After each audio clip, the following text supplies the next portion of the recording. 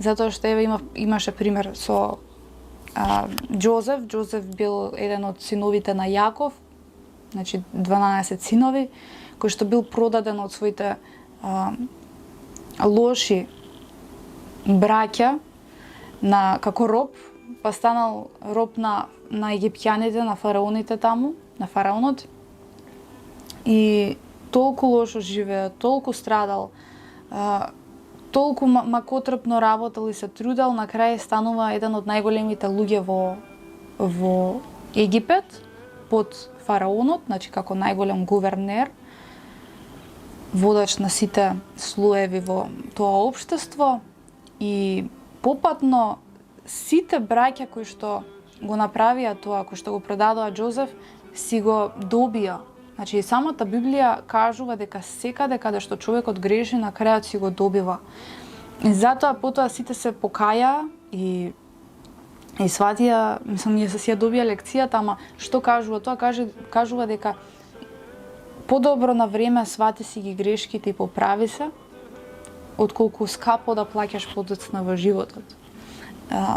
Во Мојсей исто така, Мојсей бил, од друга страна кажува и за тоа колку голема мок има Бог. Еве, Мојсей толку му служел на Бога, во еден момент сестра му го искушувала. И како казна од Бога, заболела од лепра. Значи, имала услов 7 дена да биде одвоена од кампот, каде што биле сите луѓе. Пред да, тоа биле времења во кои што луѓето живееле во шатори, доека Бог ги водел до таа ветена земја, каде што требал да направи голем народ, да се развие од човештвото во кое што ние сме денеска. Значи, тие биле дел предци наши. И заболела од лепра како казна. Значи, денеска на секој втор чекор имаме вирус, имаме болести од канцер, болести од леукемија, значи на секој чекор, поготово канцерогените болести, сето тоа е казна од Бога. Што мислите, модерни болести на современиот век? Не, луѓето се толку залажани во современиот начин на живот, што мислат дека болеста е како среќа или не.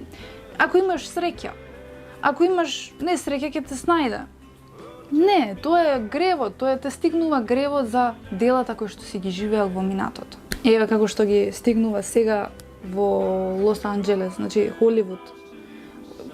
Патеката на звездите, на големите Холивуд звезди, кои се тие најголемите материјалисти кои што ја донесоа најголемата лажност и површност на човештвото. Изгоре како Содом и Гомора цел Лос Анџелес, градот на ангелите.